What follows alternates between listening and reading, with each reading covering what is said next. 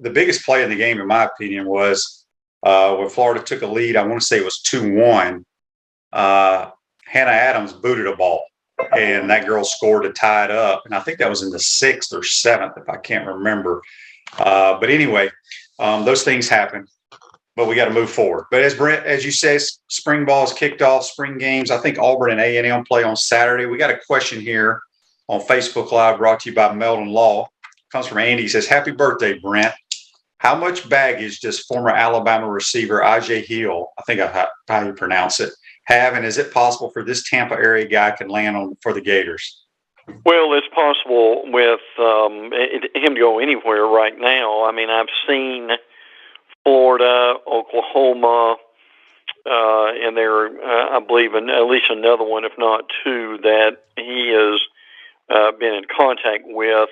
Ajay Hall was sensational last year in the spring game, and unfortunately, I think it gave him a sense of entitlement. I mean, he caught double-digit passes in the game. Hall was 6'3", 195.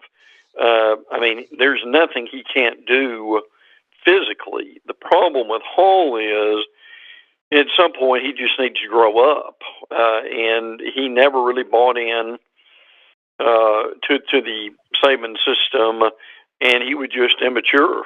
So wherever he goes, he's got to improve with that.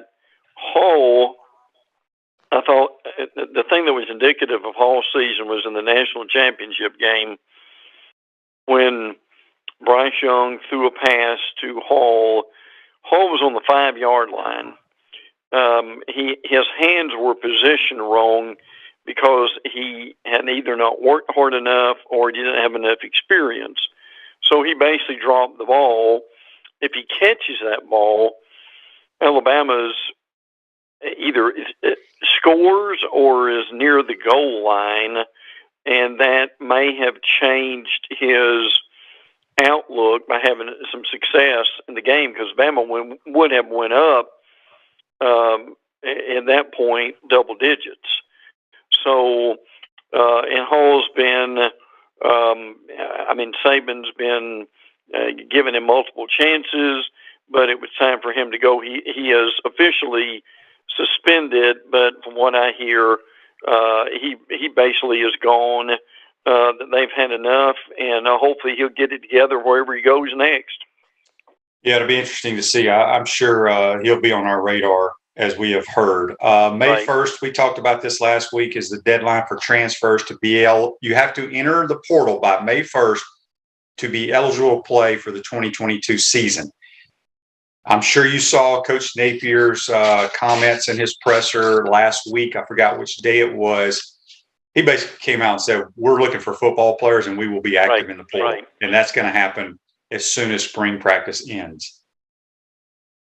Well, it's a different world now, and schools are able to really supplement their roster with players from the portal, and several of them have done that. And again, we need to be clear about this. The May 1 deadline, as Shane mentioned, basically means that if you're going to play football in 2022, you need to be at your school, and I'm sure Shane, and again, I'm sure registered and ready to go at that point. So because of that, when spring is over, when Shane and I normally would be able to kick back and enjoy a little downtime after the last spring game in the SEC, there's going to be a mad rush, frankly, from the 23rd, which is the last spring game in the SEC, until May 1. So we really don't know what's going to be happening then, but there's going to be a lot more activity than there normally is. So one wanted to get that out there. And two, and we'll go over this as we go along here today, is all the schools who have really helped themselves in the portal, and for schools like Florida and Auburn and several others who need to replenish their roster, what they've got now that they didn't have a few years ago, or maybe just weren't able to take advantage of it like they are now, is you can almost restock your roster, and we'll get into this a little bit later, as to what Ole Miss has done in adding more than a dozen players who are transfers. Yeah, and the two schools, and basically two of the schools that have been the most active and signed the most kids out of the transfer portal are in the SEC, LSU and Ole Miss. And I see them adding to that once spring is over. We got a couple of Facebook Lives here. Dan says, it's brought to you by Melon Law. He says it could be shocking how many kids switch teams right before May 1st. I agree 100% with that. John asked, and you may have this when we get to the Florida notes. Brent, have you heard of Florida going after the tight end that is transferring from Texas A&M, who was a 5-star in high school just a few years ago?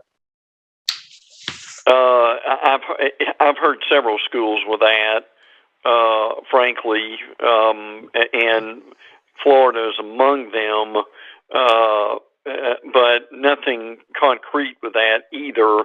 So we'll follow that. When we get to A&M, we'll get into that more. Yes. Yeah. The one school that, well, again, JT Daniels is a guy who's still in the portal, Brent, and it just nothing against JT Daniels, but I think it goes to show you that he's not the type of player that people think he was, right? Or he would have already been at a school, in my opinion. Yeah. I just have a hard time believing a kid is going to sign after May 1 or after spring ball, and you're only going to be there a couple of months and you're going to win a starting job somewhere. I just have a hard time believing that. Well, and there are several things here. Daniels has never really been healthy enough to get a lot of tape on him anyway. So, I mean, we know he's got the physical tools to get it done, but that just has not happened.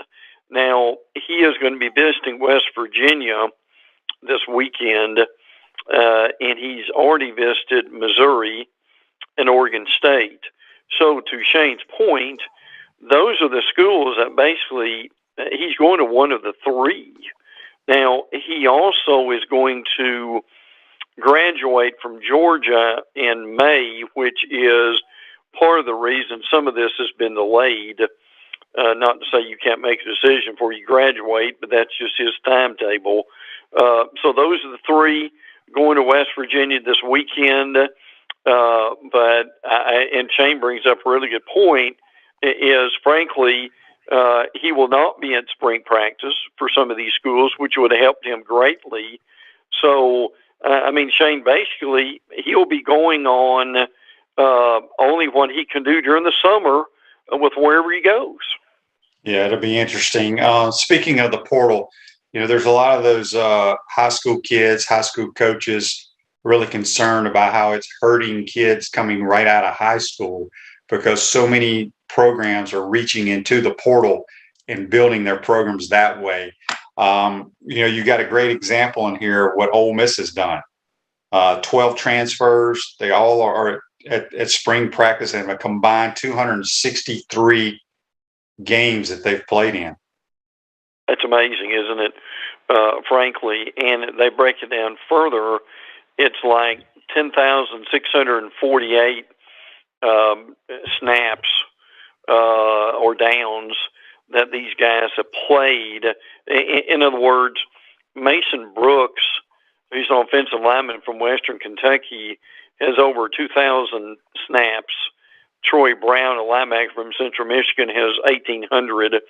I won't go into the whole list here, but the guys who transferred that will probably pay the biggest dividends for Ole Miss are Jackson Dart from Southern Cal. He's played 380 snaps, and then Michael Trigg from Southern Cal, who has really good potential, but he's only played 117. Now, what was amusing about this is J.J. Peach from Auburn, the transfer. Peach has played at defensive line and also played at tight end. So they've got it divided into snaps for defensive linemen and also for tight end. Jared Ivey from Georgia Tech is another guy that they really like. But without belaboring the point here, what Shane's talking about is, Shane, isn't it amazing and adding 13 transfers. I mean, my goodness, that's basically one unit by itself, is it not? How you can go from being inexperienced to much more experienced than you were. Yeah, it can happen overnight.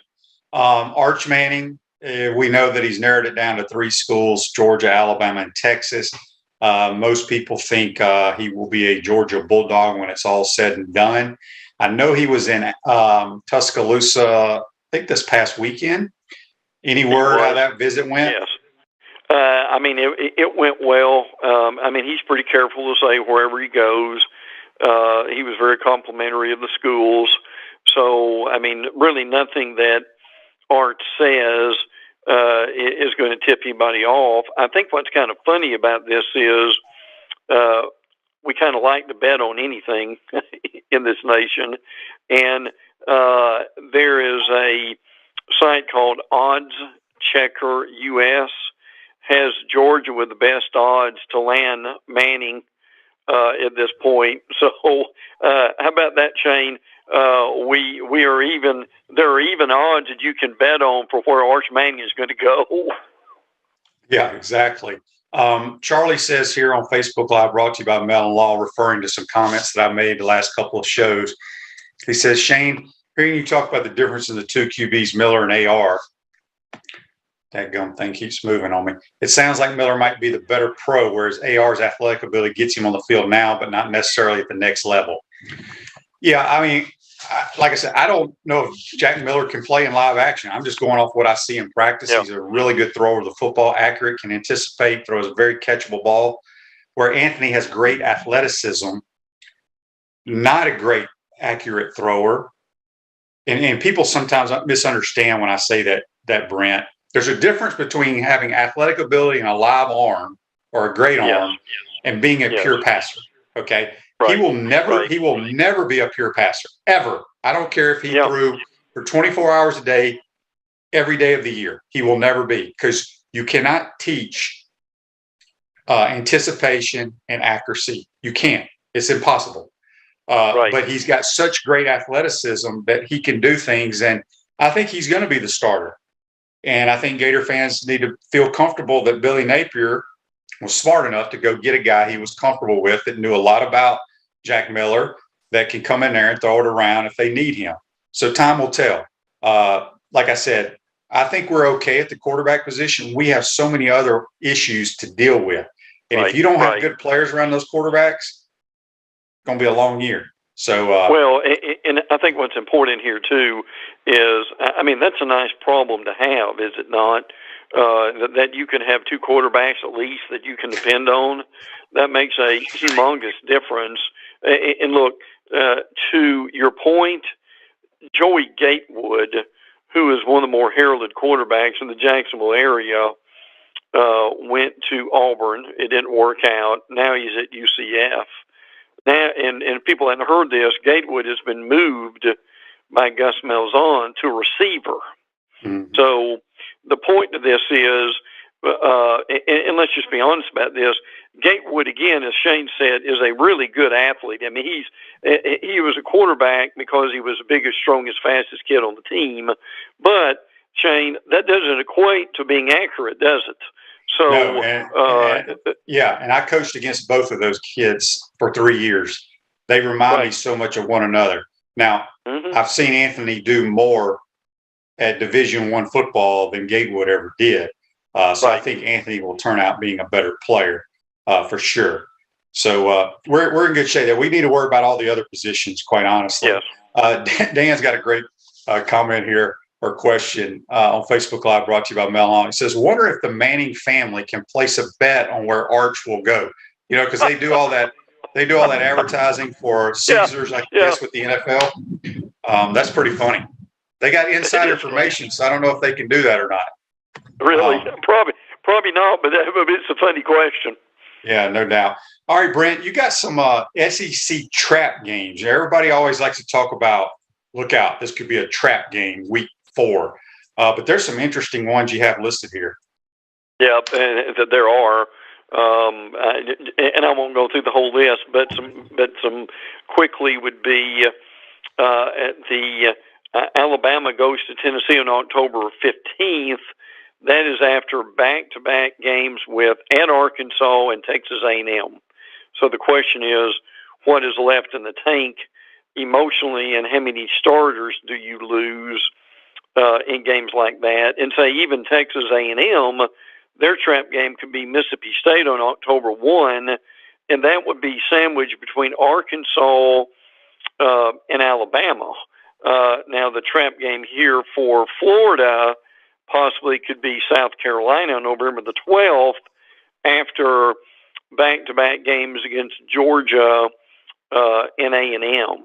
So, and I'm curious, Shane, from having played in the league, when we talk about trap games, are trap games to you more that you played two tough opponents the weeks before and you can only get up for so many games, or is it that you may lose a starter or two because those two previous games were very physical games, and by the time you get to that third tough game in a row, you're depleted somewhat, or is it a combination of both? It's probably a combination of both. I don't buy into the trap game thing so much, Brent, because I can't really go back to my days of playing because I can't remember that far back, but you only get to suit up guaranteed 12 times. Right. And you practice. Think about all the practice time football players put in to only suit up for 12 times a year. Right. I have a hard time buying into they didn't get up for that game or whatever. I just think it's ridiculous, quite honestly, but it happens. I predicted back on radio in, I can't remember if it was 06 or 08, when I predicted before the season, because nobody on radio wants to listen to you as a homer and pick your team to go 12-0. So I looked at the Florida schedule and I said, okay, I can't remember if it was 06 or 08, one of the national championship years. I said, they're going to beat Tennessee because it's a big rivalry game. It was at Tennessee, but it's going to be tough. But you're going to come back the next week and you got Ole Miss rolling into town. It's probably going to be a noon Jefferson Pilot game. And Ole Miss has Houston Nutt, who has a track record of taking lesser talented places into hostile environments and upsetting people. And at that time, they had the Jevon Sneed kid at quarterback. They had the Ely kid at wide receiver, play for the Steelers. They had some dudes. And I just predicted Ole Miss to beat us. Well, Ole Miss did beat us. So whether that's a trap game or a letdown or whatever, those happen. But it's just ridiculous to me when you train year-round for only 12 times. I just don't have I have a hard time believing how kids can not get up for that. So anyway, enough of that. John tells me here on Facebook Live that Gary Player just teed one up. So the old guys are teeing up here, the honorary starters, and we're off with the masters. John says, I would say it's more of an emotional and conditioning part, playing those tough games. Maybe so. Anyway, real quick, Ruse Ogre State Farm Office is a team of dedicated insurance professionals ready to help life go right with the right insurance options for you and your family. Visitogreinsurance.com. Give them a call at 352-240-1779. Speaking with our college football analyst, Brent Beaird, on the Titan Tomorrow hotline. It is Brent's 33rd birthday today. So we're wishing Brent a happy birthday talking football. Andy says, I don't think the Gators were ready for the Samford game last year. Look, Samford's wide receiver was outstanding. Their quarterback was outstanding. They're a good program. We weren't very good. If y'all didn't check, we weren't a very good football team last year, people. Right. True. So real quick, we got a text before we move on to the SEC around the league. It says, good morning, Shane. This is from Ryan. He says, I chuckle at these constant Facebook messages and Titan MRI texts you receive about Florida's starting QB for 2022. The Gators' needs are plentiful and definitely need depth on both lines of scrimmage before being close to be competitive in the SEC. With this new era of free agency, known as the transfer portal, the roster in August probably won't even look like the current roster. It will not, trust me. Billy Napier will no doubt go portaling after the spring game. Thanks for the text, Ryan. He will. We will have we will have dudes leaving and we will have dudes coming. Right. Well, and Shane, let me say real quick to your point, Florida starts the season with Utah and Kentucky. Frankly, when you play both those two teams, what you need to be concerned about just as much about quarterback is, can your line of scrimmage on both sides of the ball be able to compete against both those teams who have got veterans on the line of scrimmage? Shane, to me, that's as big a deal, and the start of the season is what they're going to be able to do with offensive and defensive linemen, as much as it's going to be who's going to play quarterback. Yeah, no question. And as you said, Utah is going to come in here ranked probably 6th or 7th in America. Yes. Kentucky, believe it or not, I was looking through it the other day. They probably should have won the last 4 out of the last 5 games against the Gators. Sure. We got lucky in a couple of those games, and a lot of people say Will Levis, their returning quarterback, could be a first-round draft pick next year. So we shall see, but it's not going to be easy. We'll start with Tuscaloosa. We already talked about the wide receiver getting booted off the team. What's going on up in Tuscaloosa? Yeah, they had a scrimmage over the weekend. Nick Saban praised Jermaine Burton, the Georgia transfer at wide receiver, and Aaron Anderson at wide receiver. They love Jahmyr Gibbs, the Georgia Tech running back who transferred. Trey Sanders, who was in a car wreck a few months ago, also played well. Saban made an interesting comment. He said, we don't have any complainers this year. We don't have a lot of negative guys on this team, and we have some real positive leadership. I thought that was interesting that he made that point. JoJo Earl, who got hurt last year, leg injury, is back, looks much better. So Bama's got a scrimmage this weekend, and then they have their A-Day game the Saturday before Easter next week, like about half the league does.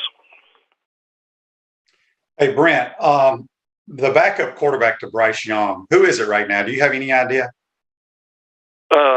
It's the Ty Simmons is the guy's name, and they really like him.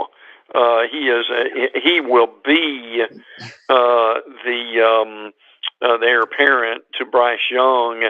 Now they've got a kid named Jalen Milroe, who is, as we talked a few minutes ago, reminds me more of a. He's a huge kid, has great athletic ability, but he's not accurate. He's getting a little bit better. They've helped him with his footwork and so forth. But they're in let me say this: they're in much better shape right now at quarterback than they were at last year if Bryce Young goes down. Is Bryce Young eligible after this year to go to the NFL, or is he still got? I've lost track of his time. He can go. He basically has one more year. Okay. And then after that, he'll be able to go to the NFL. Yes. That will be interesting because I don't think people realize how small he is. I mean, that dude is barely. I bet he's 5'10", maybe, but he doesn't weigh $185. And I'm anxious to see that transition. You know, we've seen what Kyler Murray. I mean, Bryce Young is an elite thrower of the football, but I get concerned about him taking a pounding at that next level in the National Football League, being that small. I mean, I was about $190 when I got a chance to play, and I took a freaking beating. So we'll agreed. Now, a good bit. Now, Ty Simpson, the kid behind him, as we mentioned from Tennessee, is 6'2", 197. But to your point, I will be curious to see how bigger he is, because look, as you know, Nick Saban is not very tall, and the truth be told, when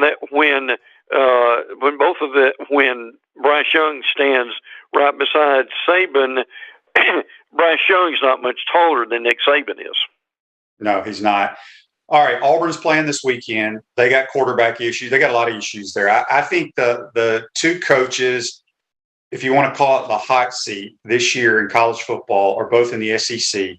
I think it's Jimbo Fisher, and I think it's Brian Harsin. What's going on the Plains? Well, it's certainly Brian Harsin. The quarterback situation, Zach Calzada transferring from A&M will not play in the game. He's got a shoulder injury.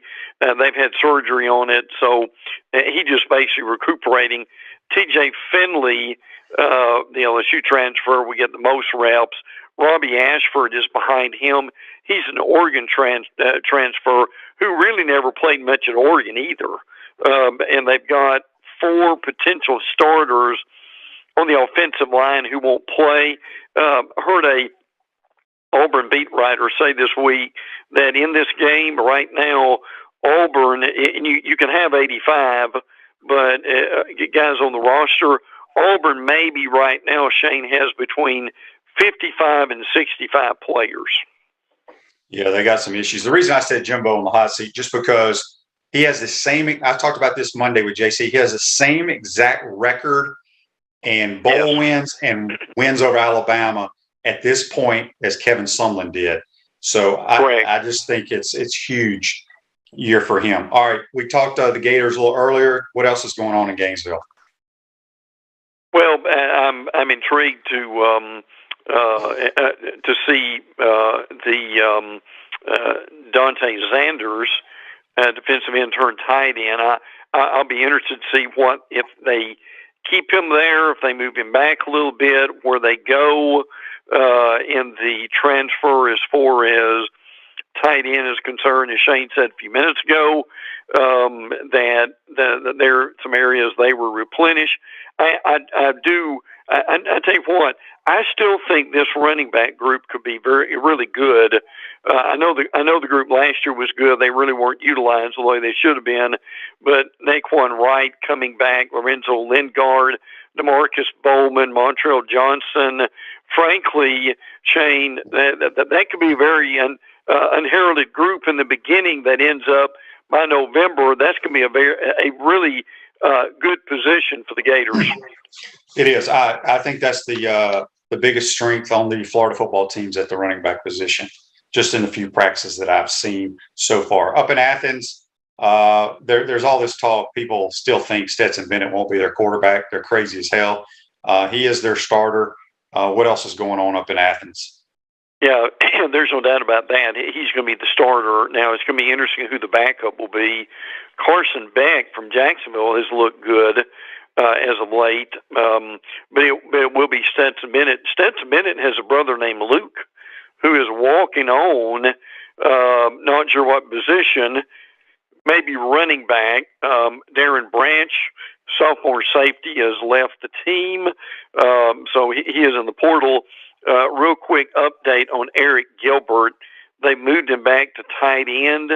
Now, he has been listed originally at 6'5", 249. Recently, Kirby Smart said Eric Gilbert is between 265 and 270. So what does that say, Shane? That as tight end, that he may also going to have to block too. So we'll keep an eye on that one. But boy, he's going to be a matchup problem, is he not? Yeah, they got 2 big dudes. Actually, if you throw Eric Gilbert in as a tight end with the Darnell Washington and the Bowers, boy, you can cause some serious matchup problems. You really can. Absolutely. Going as like people like 13 personnel, 1 back and 3 tight ends, because that makes the defense have to make adjustments. But a couple of those dudes, Gilbert and Bowers, you can line them up out wide as like wide receivers. So it'll be interesting to see what happens. It's a huge matchup. All right, LSU. I talked to a couple of buddies of mine that are LSU folks. They say Miles Brennan is throwing the heck out of the football, which I've always loved Miles Brennan. I think he's going to be their starter. He really looked good in the recent scrimmage, had a 65-yard touchdown pass to Jeray Jenkins. Now, Jaden Daniels, who transferred from Arizona State, is also in the mix, and he's doing okay, too. The interesting thing is, I give Brian Kelly a lot of credit for this, is he has allowed the media to watch an entire practice, which people may say, well, what's the big deal about that? Well, because mostly now but particularly in the SEC, you may get to see a little stretching, and that's about it. So he's trying to form a relationship with the media, and I give him some credit for that. To Josh White, the linebacker from LSU, is going to Baylor. But look, it's going to be a while for LSU really gets the players they need. As we mentioned earlier, they've gone heavy in the transfer portal. So that's going to be very interesting to see where they go. And don't forget, they open the season in New Orleans against Florida State. Yeah, we got a text here on the Titan More text line from Jim. He says, Shane and Brent, do you see some of those 5-star quarterbacks at Georgia transferring after spring ball? Well, there's always a possibility for that, isn't it, Shane? I mean, they've got a really good quarterback room, but here's the thing. I'm interested in what you think about this, Shane. Is they know Bennett's only going to be there another year, so the question in their mind is, okay, do I stick it out here, knowing that after he is gone, then I may have a real legitimate chance? Shane's right. Bennett's a starter. There's no two ways about that. But the question is, how patient do these guys want to be? And then they have to be thinking and reading, well, Arch Manning will be here next year. Maybe. Yeah. Yeah. So, all right, real quick, Brent, we kept you way too long here on your birthday, but I want you to touch a couple things. What's going on with the 2 schools in Mississippi? Yeah, as we mentioned, Ole Miss has done extremely well in the transfer portal. Jackson Dart from Southern Cal, Michael Trigg also from Southern Cal. They really like him. But we can't forget Luke Altmaier is in that mix at quarterback too. And he played in the bowl game last year and did a pretty good job. They've had 13 transfers, and we mentioned that a little bit earlier. At Mississippi State, there's no question that Will Rogers is the starting quarterback. They've also got a couple other guys. Sawyer Robertson has played well as possibly a backup. Freshman Daniel Greek appears to have improved. So we know with both those Mississippi schools that they're going to have a good starting quarterback.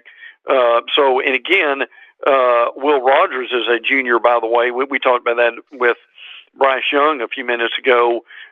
So we need to enjoy these guys another year, don't we, Shane, before they go on to the NFL?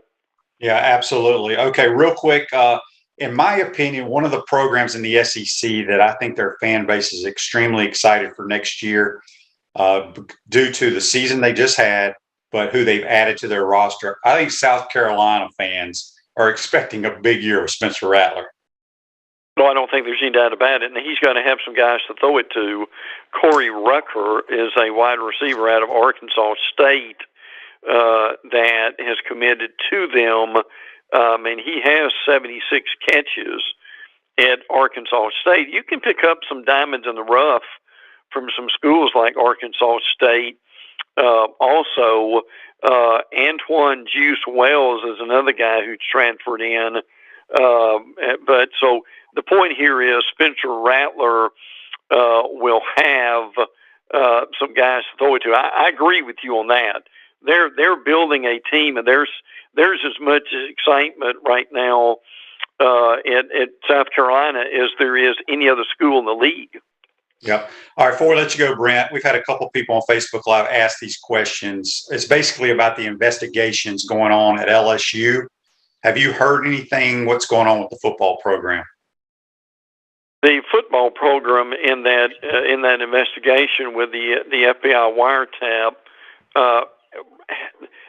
I know they had. I think it was one. In other words, the basketball team had the great majority of the problems. The football team, frankly, had probably really had very few of them. The basketball team is going to get hit hard by the NCAA. As a matter of fact, they've got 11. LSU had 11 players on scholarship. All 11 have left. Wow. All of them. Yeah. So that tells you what they're probably expecting from basketball. Brian Kelly had nothing to do with any of these situations, and they may lose a few scholarships for football, but I don't think football will be hit hard at all with this. All right, last thing, I want you to touch on Florida State. I was speaking with a high school coach yesterday who went to the Florida Coaches Clinic and the FSU Coaches Clinic in the last couple of weeks. He said there is no comparison in the rosters right now, that Florida State's roster, just looking at them, it just is not Florida State quality. I don't think Florida's is Florida quality, so that tells you how bad it is in Tallahassee, in his opinion. What's going on up in Tally? Well, they do have their spring game coming up this weekend, and again, if Gene Deckerhoff, their play-by-play guy, this is his last game at Florida State. Now, he will do the Tampa Bay Bucks games one more year, but this is the last game at Florida State. So enjoy him. He's one of the best. Akeem Dent had a couple interceptions in their scrimmage last Saturday. Jordan Travis is going to be the quarterback. They've also got Tate Rodemaker, who they've had for a while. A.J. Duffy is a guy they've added who they really like, frankly. But as we mentioned a minute ago, that's why this LSU game is so important to them. They really need a year this year that's going to be like 8-4-ish, or at least 7-5. They've got to start making some progress. I do think they're better. I've heard their offensive line is a bit better, but if people are asking, do they have anywhere near the roster they had when Bowden was there? As Shane said, the answer is clearly no. And there are several ACC spring games this weekend, including Florida State, including North Carolina. Miami has their spring game next week, and all these games are on the ACC network. Remember, Kentucky, A&M, and Auburn will be on SEC Network Plus, not the SEC Network, but SEC Network Plus. So all us old dogs are going to have to learn new tricks as far as how to find this streaming, right, Shane? That is very true. Brent, sorry I kept you so long. You had too much good information for us. Enjoy your birthday, my man. I hope you got a big party planned. Go stuff your face somewhere and enjoy your day, my man. Thank you, brother. Take care. Enjoyed it. Take care. That's Brent Beaird. Join us on the Titan & More Hotline. We're going to take a timeout. I want you guys to let me know what the heck's going on here, because y'all sent all these Facebook Live messages about Won't Back Down, Dixieland Delight, Sweet Home Alabama. What's going on? I missed this. You're watching and listening to Pod Up with Matthews in the Morning from the Crime Prevention Security System Studios. We'll be right back. We want to take this moment to thank all our sponsors who keep the show going and pay the bills. Crime Prevention Security Systems, large enough to serve you, small enough to care. Titan MRI, Gainesville's only locally owned and operated MRI facility. Meldon Law, Won't Back Down. Peachland Dental, Gator Nation's first choice for dentistry in Port Charlotte. Comfort Temp, comfort is our business, peace of mind is our promise. QC Kinetics, live pain-free with QC Kinetics. Great Clips, it's gonna be great. Our Gridiron sponsors are Auto ER, UF Bookstores, Celebration Point Town Center, South State Bank, Chris Doring Mortgage, Silverback Concrete Co. Some of our touchdown sponsors are MB Listing, McDonald's of Gainesville, My IT Masters, Gainesville Neon and Signs, 84 Lumber, Tropical Smoothie Cafe, Avera and Smith, Dowling Signs, Baker's Sporting Goods, Ruse Ogra Agent, State Farm Insurance, Silver Cube Billiards and Sports Bar.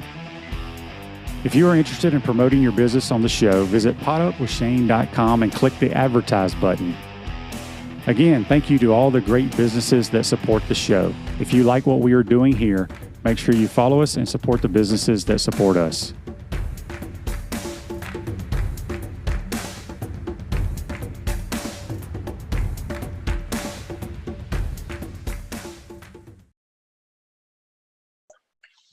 Welcome back to the Crime Prevention Security System Studios. Large enough to serve you, small enough to care. Celebration points where the Gators go to celebrate. With premium brands like Dave & Buster's, Bass Pro Shops, Hotel Indigo, Medici's, Escapology, Kilwins, and the HBC's restaurant Spurs Gridiron Grill, where you can get 50% off a bottle of wine every Wednesday. We'll see you at Celebration Point, where the Gators go to celebrate. I want to thank Brent Beaird for joining us on the Tight No More Hotline. Appreciate all the comments here. All right, so Andy says on Facebook Live, Shane, at least one guy, wants to yank "Don't Back Down" at the start of the fourth quarter, but the post was removed from Twitter, so not much to it. Who is the? Okay. I love the songs that stadiums play like that. Alabama plays a bunch of Alabama songs, Dixieland Delight, Sweet Home Alabama, during different portions of the stadium, the game. So I don't know what the big deal is about all that, quite honestly. That's part of college football, and I enjoy it. The Masters, I think you guys told me it's already kicked off. Let's see who's winning. Jose Marie Olafable, birdie's hole 1. He is your leader. That dude's probably 60-something years old, former champ. He will not stay at the top of the leaderboard. I can promise you that. So we'll be anxious to see. I don't know what time Tiger tees off today. It'll be interesting. He's paired with Louis Oosthuizen, who now lives down in Ocala.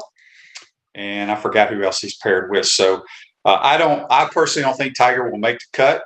Do you guys think he'll make the cut? I think it's great that he's playing. I just don't know how, being off that long, he'll be able to compete with these guys. Lauren says, I hate that song at LSU. Not sure what song you're referring to, Lauren. They play the Garth Brooks, Call in Baton Rouge, if that's the one you're referring to. But Lauren, you must not be a country music fan then. Asa says Justin Thomas wins the Masters. He's got a very good chance. I picked Cameron Smith to win, so we shall see. Don't forget, we got next week, Thursday night, Orange and Blue game. If you missed it, go back and check out Johnny Townsend, former Gator punter, will be set up there where the Gator Walk goes. Former Gators will be there. It's all for children's cancer wing over at Shands. He's doing a tremendous job raising money for them. So make sure you stop by and say hello. This is a question here.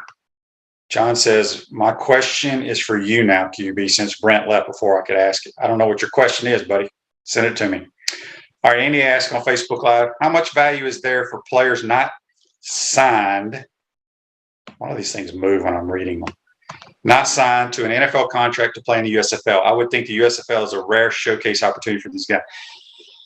You got to be careful because what happens is if you're on the cusp of making a roster or getting invited to a camp, the last thing you want to do is go to the USFL right now.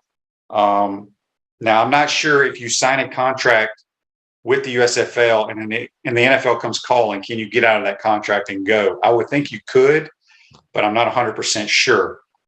So like Johnny's got some opportunities. He's going to kind of wait and see what the best case scenario is for him. Because you got to remember, the big key in the NFL is you don't have to get vested. You have to have 3 years and 3 games. So the way that works is if you're on a roster for 3 games and then you're not on the roster at all the rest of the year, that counts as a credited season. And so you got to have 3 credited seasons and 3 games to get the pension and all that kind of stuff. That's when that's the big thing for the NFL guys. That's why the average career of an NFL guy is 2.5 years. A lot of those guys don't get all the benefits and the pension and stuff because they don't make it that long. So all you got to get is 3 games each year. John asked, are you believing all the Tennessee hype? I feel like it's just the same as it was when Butch Jones was there, all this high praise and how they were supposed to win the East, but it's just the same old song and dance with Tennessee. I'm kind of with you, John. I don't buy the hype. I thought they were a much improved team last year due to offense only, due to the style of play from Josh Heupel. I think they'll be fun to watch, but I'm still not buying it. Now, are they better than the Gators? Will they beat the Gators? I don't know. But we shall see. But I don't see them as a contender right now in the SEC East at all. So I appreciate that. But I'm with you. Everybody is on the Tennessee bandwagon. I think Hendon Hooker is a decent college quarterback. I don't think he's a great one. John says they were saying Augusta was really wet and it would make it tough on Tiger to walk the course. I don't care if it's dry. Walking that golf course is brutal. And Lauren says he just does not like calling Baton Rouge. As I said, Lauren must not be a country music fan, but we love Lauren Meadows. There's no question about that. Chris Story Mortgage. They do mortgage lending right, helping home buyers throughout Gainesville and North Central Florida. Call Chris Story Mortgage today at 352-244-0840. We're going to take our final time out, come back, wrap this show up, and start watching the Masters. You're watching and listening to Pod Up with Matthews in the Morning from the Crime Prevention Security System Studios. We'll be right back. We want to take this moment to thank all our sponsors who keep the show going and pay the bills. Crime Prevention Security Systems, large enough to serve you, small enough to care. Titan MRI, Gainesville's only locally owned and operated MRI facility. Meldon Law, won't back down. Peachland Dental, Gator Nation's first choice for dentistry in Port Charlotte.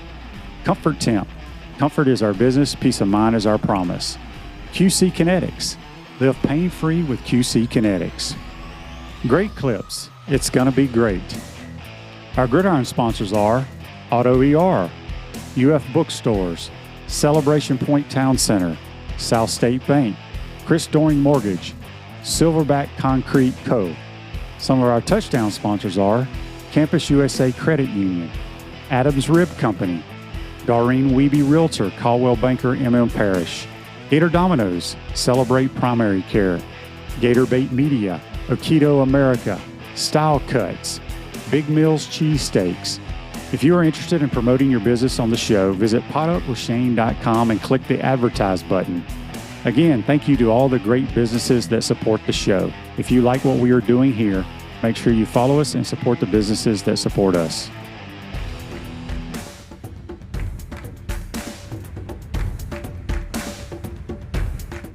Are you tired of being sidelined by nagging pain? Hi, I'm Emmitt Smith, Hall of Famer and Dance with the Stars champion. Happy to tell you about QC Kinetics and their biologic therapies for treating pain without drugs or surgery. Are you suffering from chronic pain in your hips, knees, shoulder, or lower back? Are you tired of living with arthritis pain? QC Kinetics offers natural pain treatment that can repair and restore damaged tissue in your joints. Listen, I know pain, and I've seen firsthand how powerful biologic therapies can be. Patients at QC Kinetics rave about their result because they're getting their lives back. They are getting moving again. These exciting regenerative treatments used to be available only to pro athletes like Emmitt. Now they're available to anyone thanks to QC Kinetics. Call today for your free consultation. Get long-lasting results from my friends at QC Kinetics. Call QC Kinetics 352-400-4550. In North Central Florida, call 352-400-4550. QC Kinetics 352-400-4550. Welcome back to the Crime Prevention Security System Studios, large enough to serve you, small enough to care. South State Bank, we understand that small businesses need a community business partner that they can rely on. South State has 4 convenient Alachua County locations. South State Bank, banking forward, member FDIC. Really want to thank Brent Beaird again on his birthday, joining us on the Titan MR hotline. This day in sports, brought to you by our good friends at Comfort Temp. Comfort is our business, peace of mind is our promise. They're hiring, giving a $1,000 signing bonus for qualified positions. Give Comfort Temp a call today at 352-376-2366. This day in sports in 1946. I wonder if Brent was around then. The 10th U.S. Masters Tournament at Augusta National. The American Herman Kaiser wins his only major title, one stroke ahead of tour money leader Ben Hogan. First Masters that was played in 4 years because of World War II. That's brought to you by our good friends at Comfort Temp. If you missed it, Gators lose to Florida State last night in extras. Didn't play great defense. A couple errors cost us. So we'll be back. Bounce back. Got a Saturday, Sunday, Monday series It'll be very intense against the Alabama Crimson Tide rolling in, and also baseball. Don't forget, right across the street, the Hogs of Arkansas. Powerful offense rolling into town. So we'll see. Big weekend of sports on campus. Should be fun if you're local. Go check it out. Lauren says, I love Won't Back Down. Tom Petty is the man. I'm just curious who's complaining about that. It's interesting to me. Before we get out of here, John says, it helps Tennessee when they can get 5-star quarterbacks. Yeah, supposedly the 5-star kid, they're giving $7 million for next year. We'll see. We'll see if he shows up on campus in Knoxville. I'm not into that. I don't buy it yet.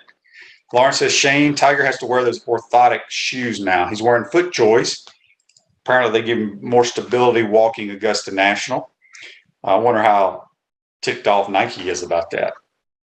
Pretty interesting. So anyway, hope you enjoy the Masters this weekend. Well, today's only Thursday, so JC and I will talk about it tomorrow. We'll also talk about Gator softball and baseball and anything else going on in the world of sports. Hope you enjoyed today's program. Have a great day. We will see you tomorrow.